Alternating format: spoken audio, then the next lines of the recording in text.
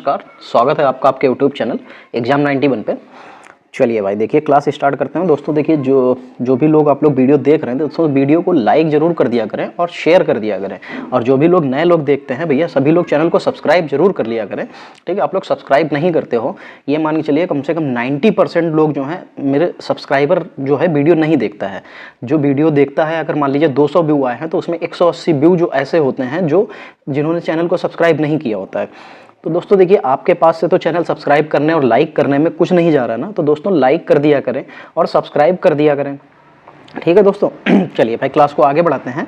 चलिए पहला क्वेश्चन देखते हैं क्या है। सामान्य जागरूकता का सेशन 2 का जो पेपर होना है जिसमें सामान्य जागरूकता यानी कि जीएस और इंग्लिश आनी है, उसमें सामान्य जागरूकता का पहला क्वेश्चन क्या है। निम्नलिखित में से किस वर्ष में आंध्र प्रदेश राज्य के पुनर्गठन के बाद तेलंगाना भारत का 29वां राज्य बना था। ये मैंने आपको बताया था कब बना था ये जून में बना था। कौन सी तारीख थी? 2 जून थी, 2 जून 2014। ये कल वाले सेट पेपर में भी था, 2 जून 2014 को ये बना हुआ था। ये आंध्र प्रदेश से अलग करके तेलंगाना राज्य को बनाया गया था। चलिए 42 नंबर देखिए। निम्नलिखित में कौन जनवरी 2021 में पुरुषों के टेस्ट मैच अंपायरिंग स्थानापन्न करने वाली पहली महिला अंपायर बन गई। चलिए डेनियल वाट, क्लेयर पोलोसॉक या जेस जोनासन, सूजी बिट्स। तो ये बनी है क्लेयर पोलोसॉक, ये ऑस्ट्रेलिया की हैं।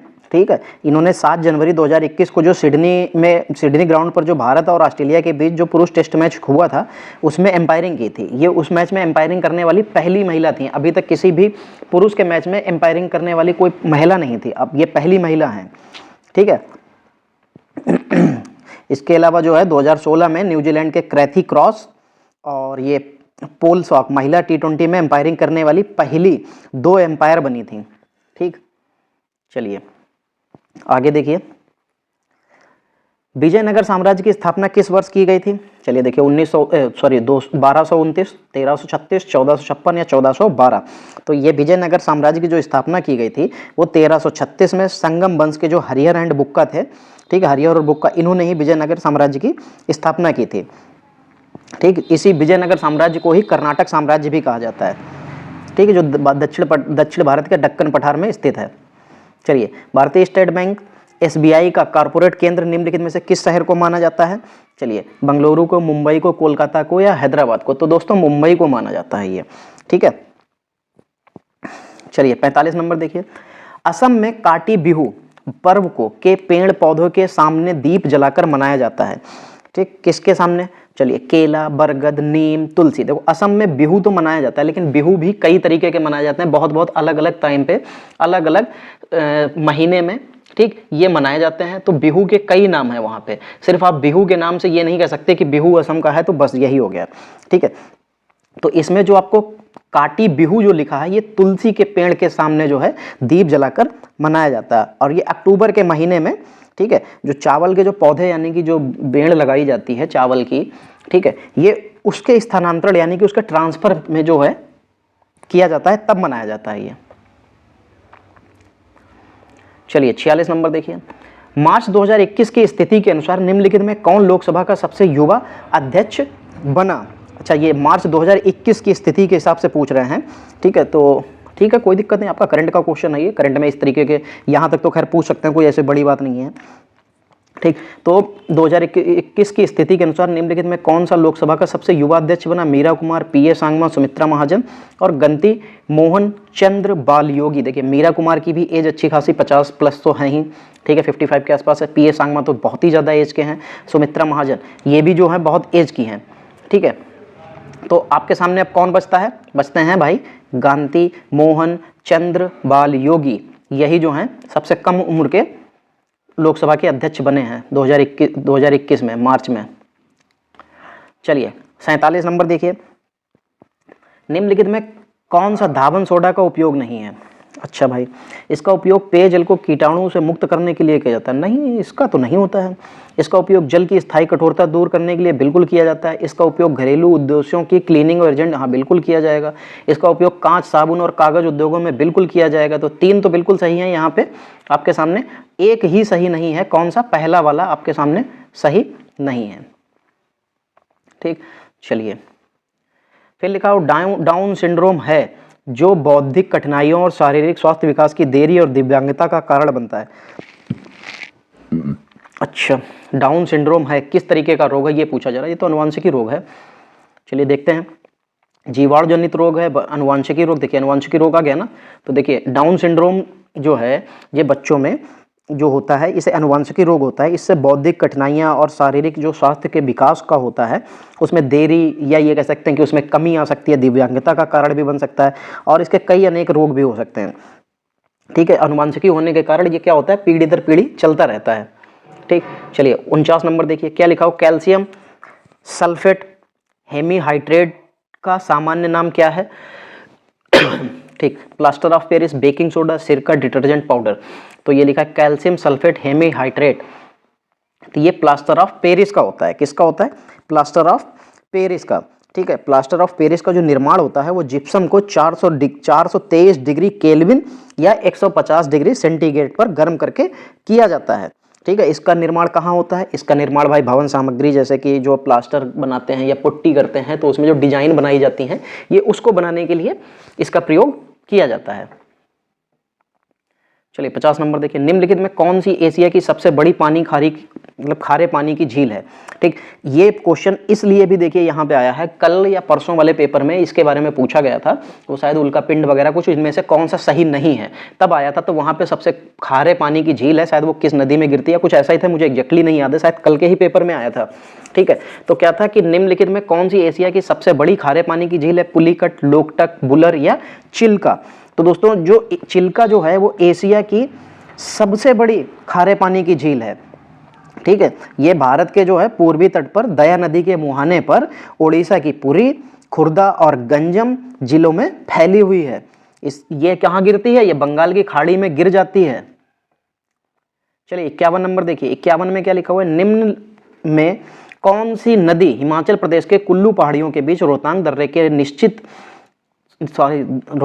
के पश्चिम से निकलती है और राज्य की चंबा घाटी से होकर बहती है। अच्छा भाई, तो सतलुज, चिनाब, ब्यास या रावी। तो दोस्तों देखिए ये रावी नदी है जो हिमाचल प्रदेश के कुल्लू की पहाड़ियों के बीच रोहतांग दर्रे के पश्चिम में निकलती है। ठीक है, और ये चंबा घाटी से होते हुए भी जाती है।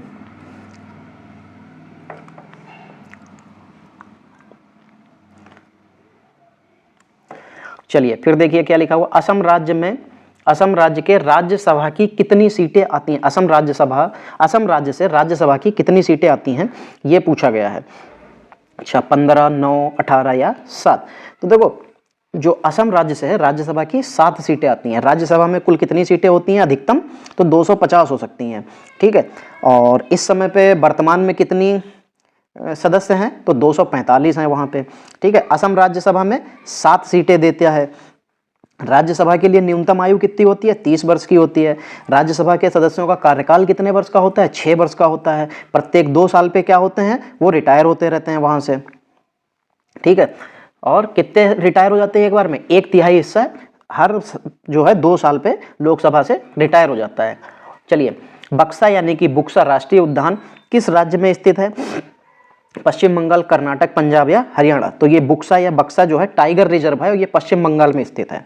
ठीक है, ठीक, कहाँ होगा, ये टाइगर रिजर्व है और पश्चिम बंगाल में स्थित है। ठीक है, ये बना कब था, ये 1983 में बना था। कब बना था, 1983 में। चलिए,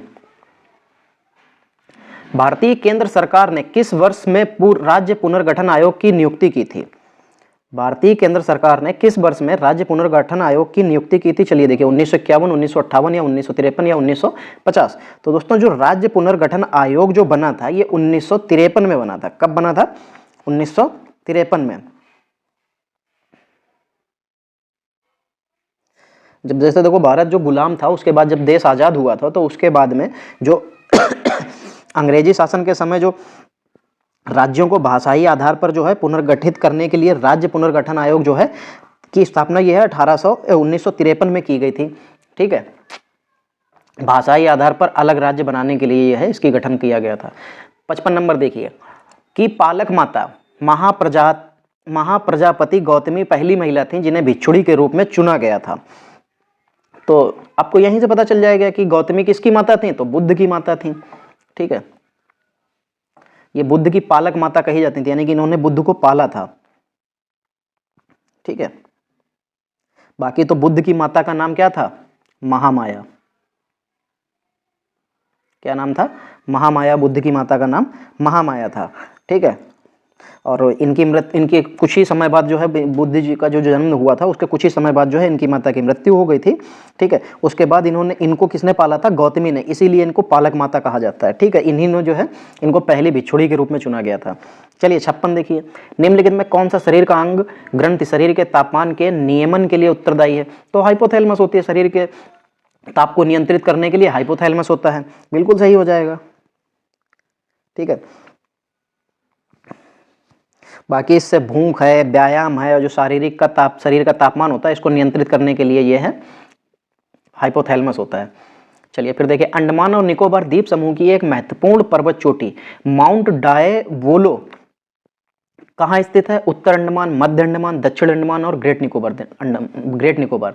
तो कहाँ दोस्तों स्थित है, तो ये मध्य अंडमान में स्थित है। कहाँ स्थित है, मध्य अंडमान में। ठीक है, चलिए इसमें कुछ और महत्वपूर्ण जो चोटियां हैं उनको याद रखिएगा, जैसे सैंडल पीक है, ये भी पूछी जाती है। ठीक, माउंट डायवोलो तो आपको अभी बता दी गई, माउंट कोयब भी है जो दक्षिणी अंडमान में पड़ती है। ठीक है, और ये सैंड पीडल जो है उत्तरी अंडमान में पड़ती है। चलिए आगे बढ़ते हैं। 58 नंबर देखिए, निम्नलिखित में कौन सा हार्मोन मस्तिष्क द्वारा स्रावित होने वाला होता है जो सोने जागने के चक्र को विनियमित करने में मदद करता है। चलिए, एल्डोस्टेरोन, मेलाटोनिन, ऑक्सीटोसिन, इंसुलिन। तो देखो इंसुलिन और ऑक्सीटोसिन तो आप ऐसे ही हटा दीजिए। ठीक, उसने क्या कहा है कि हार्मोन मस्तिष्क द्वारा स्रावित होता है जो सोने और जागने, अच्छा सोने और जागने का तो मेलाटोनिन हो जाता है। कौन हो जाता है, मेलाटोनिन जो होता है वो सोने जागने के चक्र को विनियमित करता है, कि यही बताता है कि हमको कब सोना चाहिए, कब जागना चाहिए। तब इसी की वजह से हमको पता चलता है कि अब रात हो गई तो हमको सोना चाहिए। चलिए 59 देखिए, कंदरिया महादेव मंदिर निम्न में कहाँ स्थित है, तो खजुराहो, देवगढ़, औरंगाबाद या मोडेरा। तो कहाँ स्थित है ये खजुराहो में स्थित है। चलिए फिर देखिए, हार्ड डिस्क किस प्रकार का संग्रहण उपकरण है, स्टोरेज डिवाइस है, माध्यमिक, तृतीयक, ऑफलाइन या प्राथमिक। देखो हार्ड डिस्क जो होता है हम लोग एक्सटर्नल लगा सकते हैं कंप्यूटर में, बिल्कुल लगा सकते हैं, तो इसीलिए इसको सेकेंडरी या माध्यमिक बोला जाता है। क्या बोला जाता है, सेकेंडरी या माध्यमिक या द्वितीयक। ठीक है, प्राथमिक नहीं होता, प्राथमिक वो होता है जो कंप्यूटर के साथ में लग के आता है। ठीक है, चलिए, गुरुगप्पा गोल्ड कप किस खेल से संबंधित है, तो फुटबॉल, टेबल टेनिस, क्रिकेट या हॉकी। तो ये हॉकी से रिलेटेड है, गुरुगप्पा गोल्ड कप जो है वो हॉकी से संबंधित है। ठीक है, बाकी हॉकी से कुछ और है, जैसे बेटन कप होता है, नेहरू ट्रॉफी होती है, स्टैनली कप होता है, आगा खां कप होता है, ध्यानचंद्र ट्रॉफी होती है, बेलिंगटन कप होता है। ये सब जो है किससे हैं आपके, ये हॉकी से रिलेटेड हैं आपके सामने। ठीक है, चलिए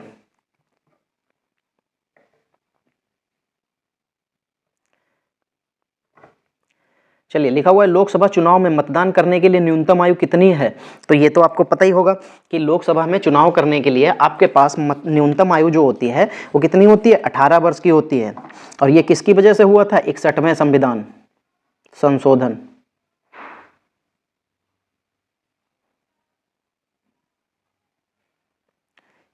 संविधान संशोधन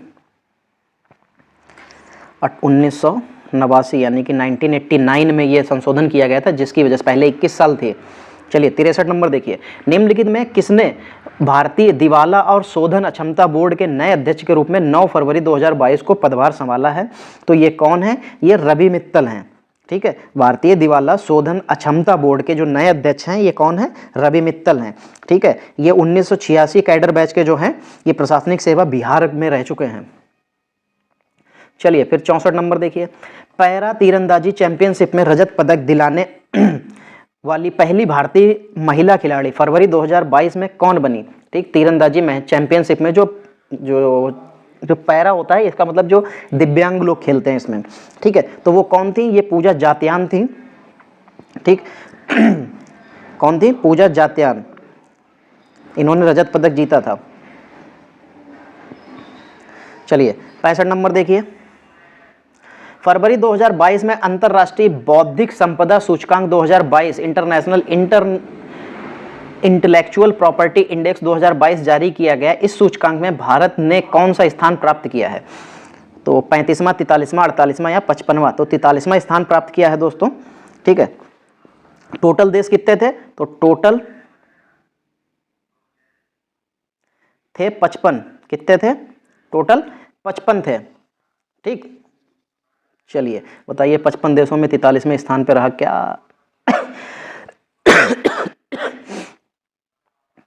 चलिए फिर लिखा हुआ है सेलेक्ट द मिस स्पेल्ड, ठीक है। सेशन 2 का आपका जो सेकंड पार्ट है वो अंग्रेजी का है, तो इसमें 66 में है select the miss spelled word, ठीक। एक्सेलरेट लिखा है, एप्रोप्रिएट लिखा हुआ है, एक्मोडेट लिखा हुआ है, एनिहिलेट लिखा हुआ है, ठीक। एक्सेलरेट की स्पेलिंग बिल्कुल सही लिखे हुए, ACCELERAT, एक्सेलरेट बिल्कुल सही लिखा है। एप्रोप्रिएट APPROPRIATE, एप्रोप्रिएट बिल्कुल सही लिखा है। एक्मोडेशन की क्या होती है? ACCOMMODAT, ठीक है। क्या होती है? ACCOMMODATE,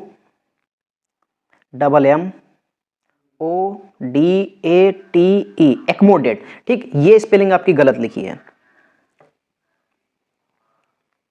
चलिए 67 नंबर देखिए, select the most appropriate option to substitute the underline segment in the given sentence if there is no substitute in it, select no substitution. We were quite impressed with the enthusiasm that she work for sure, we were quite impressed with the enthusiasm that she work for। यार इसमें तो कोई गलती नहीं है, ये तो बिल्कुल भी जो है सही लिखा हुआ है, इसमें कोई गलती नहीं है, तो यहां पे क्या हो जाएगा? No substitution required. चलिए फिर 68 नंबर देखिए, fill in the blank with most appropriate word, this train is for Bihar. ठीक, अब एक बात आप मुझे ये बताइए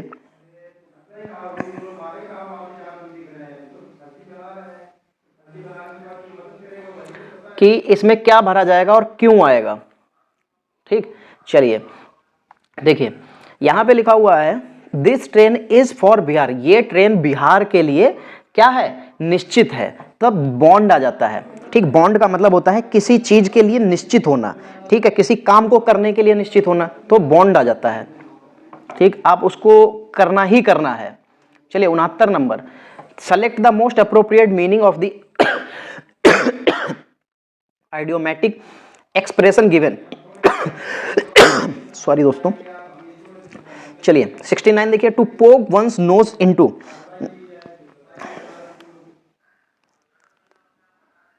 देखो इसका मतलब होता है कि to poke once knows into, किसी के पड़े में ना कड़ाना, या किसी जो होता है ना किसी के पड़े में ना कड़ाना, तो ये उसी तरीके से टू गेट इन्वॉल्व इन। दूसरा क्या हो सकता है इसका? वांट इंफॉर्मेशन अबाउट, यानी कि किसी के बारे में जानकारी चाहिए या उसमें शामिल होना है, तो क्या हो जाता है? To take interest other affairs, to clean one's nose with the twig, to insert something it another nose, to bury oneself in another matter, नहीं, किसी दूसरे के फटे में टांग अड़ाने के लिए होता है to take interest in other affairs. चलिए फिर देखिए, select the most appropriate antonym of the given word, क्या लिखा हो? नेग्लिकेट, नेग्लेक्ट लिखा है। नेग्लेक्ट का मतलब होता है उपेक्षा करना, उसको छोड़ देना, उससे अलग हो जाना, ठीक। नेग्लेक्ट का मतलब होता है उपेक्षा या अनादर भी कह सकते हैं, ठीक। फिर ऐसे ही ट्रस्ट, ट्रस्ट का मतलब क्या होता है? विश्वास, आपको पता है ट्रस्ट का मतलब, ठीक। ऐसे ही फेल, फेल का भी मतलब आपको पता है क्या होता है? विफल, ठीक। केयर, केयर मतलब क्या होता है? देखभाल, ठीक। फिर होता है ओमिट, ओमिट का मतलब क्या होता है? चूकना, ठीक। क्या होता है? चूकना। उसने क्या पूछा है? एंटोनियम पूछा है, ठीक। अब आप एक चीज ये बताइए कि अगर आप एंटोनियम पूछ रहा है तो उपेक्षा मतलब किसी को अनदेखा कर देना, अनादर कर देना, तो उसका क्या हो जाएगा? जब आप उसको उसकी केयर कर देंगे तो नेग्लेक्ट का क्या हो जाएगा? केयर करना। Select the most appropriate सिनोनियम of the given word. Herald sorry दोस्तों, हेराल्ड, हेराल्ड का मतलब होता है सूचना देना। क्या होता है? सूचना देना, ठीक। या अग्रदूत जिसको कह सकते हैं, जो पुराने टाइम में होते थे, ठीक, अग्रदूत, ठीक। फिर सप्रेस लिखा हुआ है, इसका मतलब क्या होता है? इसका मतलब होता है दबाना या रोकना, ठीक। फिर हाफ, हाफ मतलब पता है आपको, आधा। अनाउंस, अनाउंस मतलब क्या होता है? घोषणा करना होता है,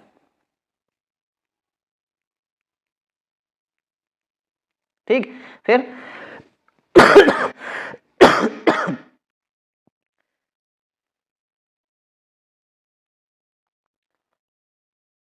यार ये मैं कुछ लगता है, एक सेकंड रुकिए। तो देखिए ये सक्सीड, सक्सीड बना है किससे? सक्सेस से। सक्सेस क्या होता है? कामयाब होना, सफल होना,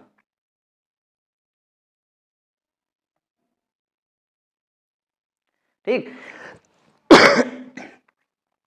तो अब देखो, हेराल्ड मतलब होता है सूचना देना। सूचना जब आपको देंगे तो आपको बताएंगे क्या, ठीक है। लेकिन जब आपके सामने क्या हो जाएगा? घोषणा कर देगी तो तेज से हो जाएगा, तो वो सबको पता चल जाएगा। तो यहाँ पे अनाउंस, यहाँ पे इसका सिनोनियम हो जाएगा, ठीक। सूचना, अग्रदूत सूचना देने आया है, ठीक। तो वो आपको बताए, पूरे समाज को बताए या 10 लोगों को बताए, बात वही है, सबको बताना होता है। सूचना मतलब बताना होता है, तो घोषणा करना भी एक तरीके से बताना ही होता है। चलिए, select the incorrectly spelled word. अच्छा भाई देखिए, टेम्परेरी लिखा हुआ है, इंटरफेरर लिखा हुआ है, फिर अकस्टम्ड लिखा हुआ है, फ्रेग्रेंस लिखा हुआ है। तो जो टेम्परेरी लिखा हुआ है यही आपका गलत है। क्या गलत है? टेम्परेरी। टेम्परेरी की स्पेलिंग क्या होती है? TEMPORARY। क्या होती है? TEMPORARY, ठीक। यहाँ पे ओ होता है, ए की जगह पे ओ होगा, बाकी आपकी पूरी स्पेलिंग सही लिखी हुई है, कोई गलती नहीं है उसमें। चलिए 73 नंबर देखिए। 73 नंबर क्या लिखा हुआ है? लिखा है select the correct passive form of the given sentence, ठीक। The central board of secondary education has launched a new helpline for student, ठीक। तो क्या हो जाएगा इसका? देखिए क्या बन सकता है, देखिए मैं बताता हूं। अ न्यू हेल्पलाइन फॉर स्टूडेंट्स, यहां से अ न्यू हेल्पलाइन फॉर स्टूडेंट्स, ठीक। इतना तो आपको समझ में आ गया। फिर ये क्या हो जाएगा? ये हैज लिखा था तो इसमें हैज बीन लग जाएगा। क्या हो जाएगा? Has been. फिर लॉन्च्ड आ जाएगा ये वाला, ठीक है, has been launched by central board of secondary education, ठीक। ये बिल्कुल सही हो जाएगा। तो देखते हैं, are new helpline for student, are new helpline for student has been, देखिए हैज बीन भी आ चुका है, लॉन्च्ड भी आ चुका है, by the central board of secondary education. पहला ऑप्शन आपके सामने बिल्कुल सही लिखा हुआ है। चलिए 73 के बाद 74, select the option that will improve the underline segment in the given sentence. In the case no improvement is needed, select no improvement. What a place home, ठीक है। देखो प्लेस लिखा हुआ है, प्लेसेस, तो यहां पे देखिए पहला ऑप्शन लिखा हुआ है, ये लिखा हुआ है प्लेशियल। क्या लिखा हुआ है? प्लेशियल। इसका मतलब होता है आलीशान,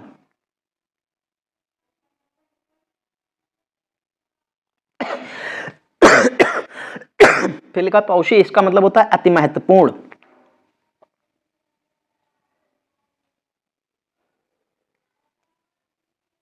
ठीक, अति महत्वपूर्ण। फिर नो इंप्रूवमेंट है, ये पैलेटेबल लिखा हुआ है। पैलेटेबल का मतलब क्या होता है? स्वादिष्ट,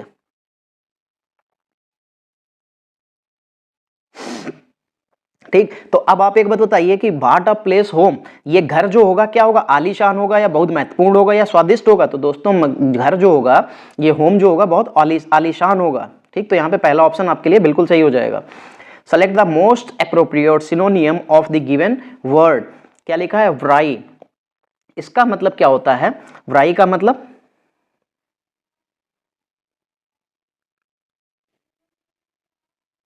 व्राई का मतलब होता है दोस्तों टेढ़ा मेढ़ा। क्या होता है,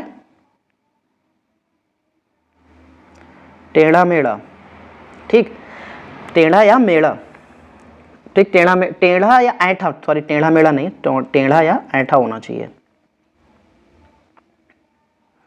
ऐंठा, ठीक। फिर स्ट्रेट, स्ट्रेट का मतलब तो सीधा होता है। फिर क्या लिखा है, क्रुक्ड, इसका मतलब क्या होता है, टेढ़ा या मुड़ा हुआ,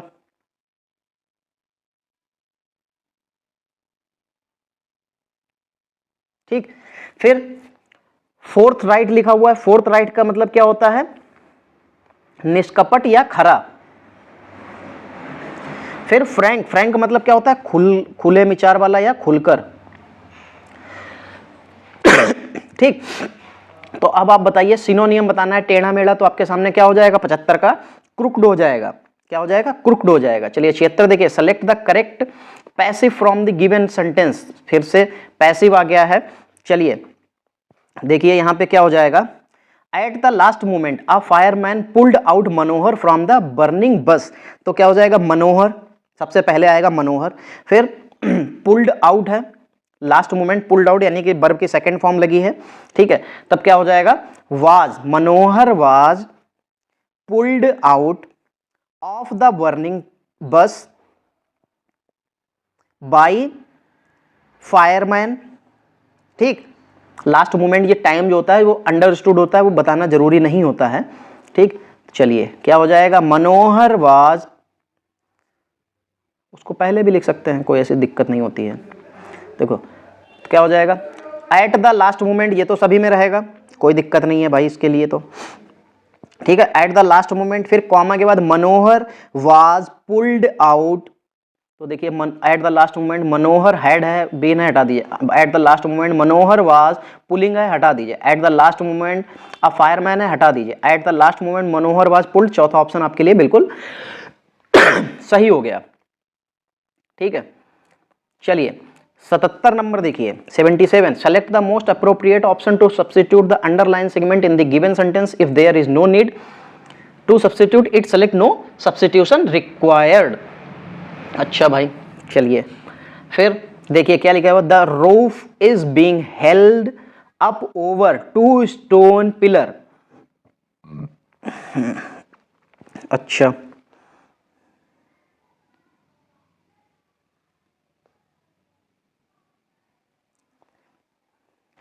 अच्छा, यहां पे लिखा हुआ है the roof is being held. देखो यहां पे ये बीइंग तो नहीं होना चाहिए था, ठीक है, क्या होना चाहिए था, the roof is held up by, over भी नहीं, held up by 2 stone pillar, कि वो 2 स्टोन पिलर के द्वारा रोकी गई है, तो इज हेल्ड अप बाय बिल्कुल सही हो जाएगा यहां पे।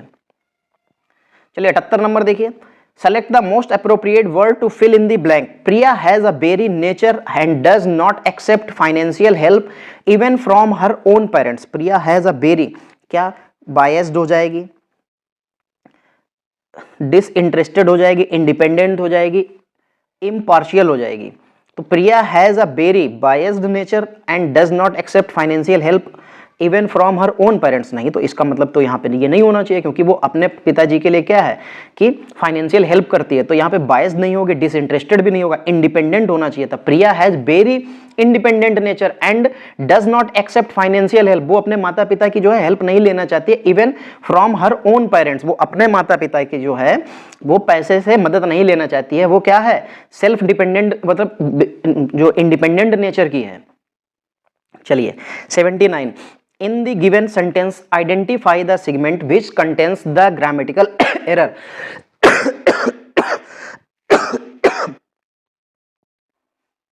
लिखा I would have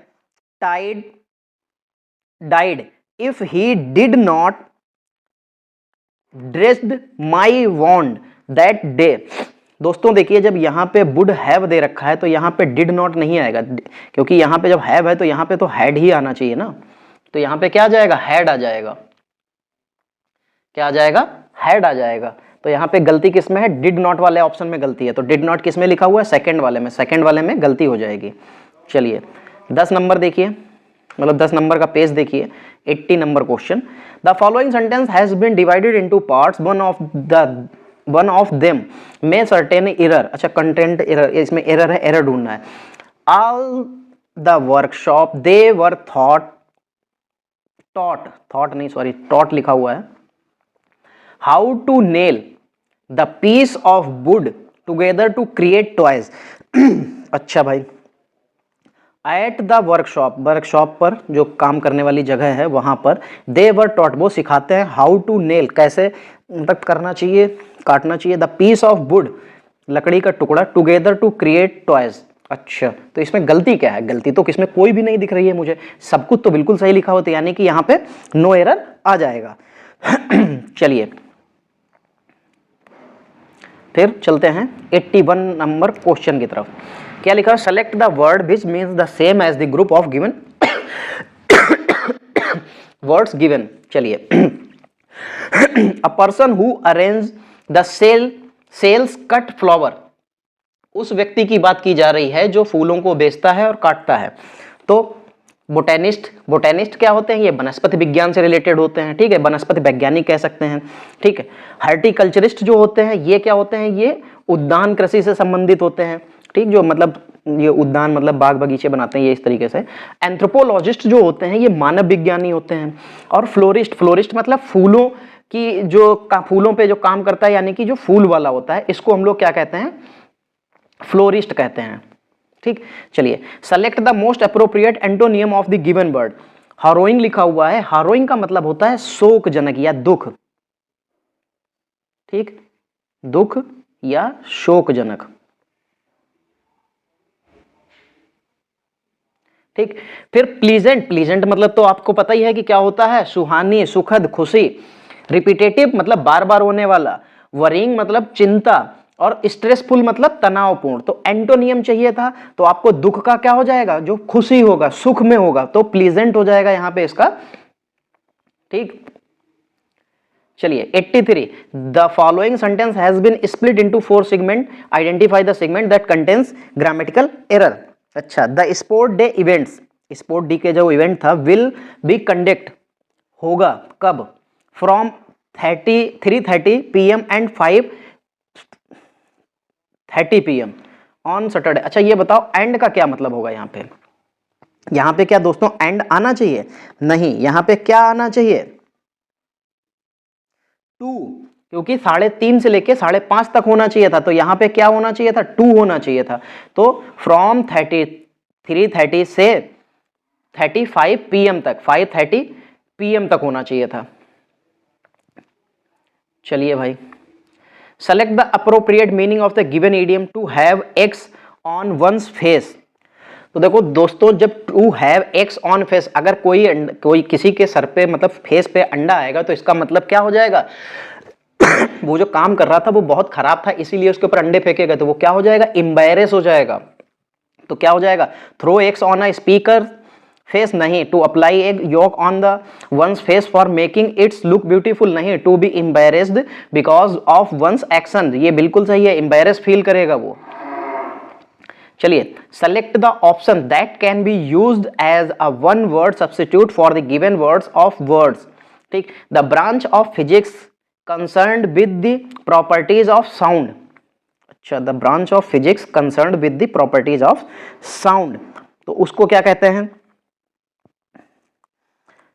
एक्यूस्टिक कहते हैं, ACOUSTICS, ये होना चाहिए था।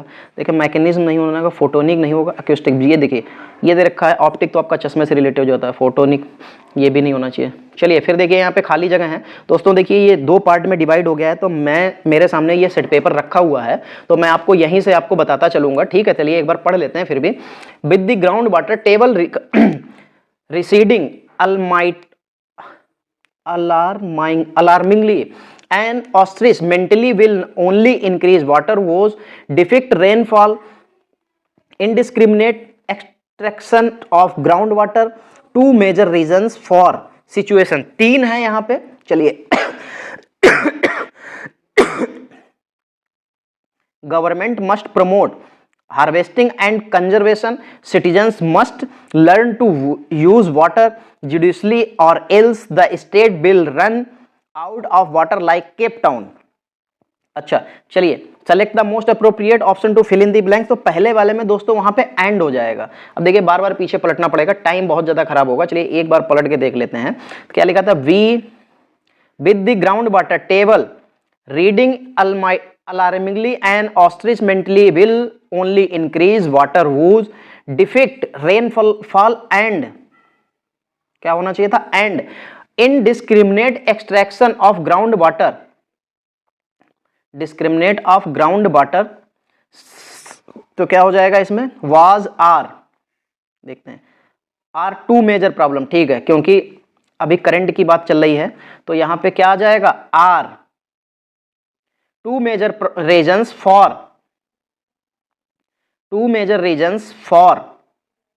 क्या हो जाएगा इसमें, two major reasons, यहां पे आर आ जाएगा, two major reasons for the, क्या आ जाएगा, the, two major reasons for the situation,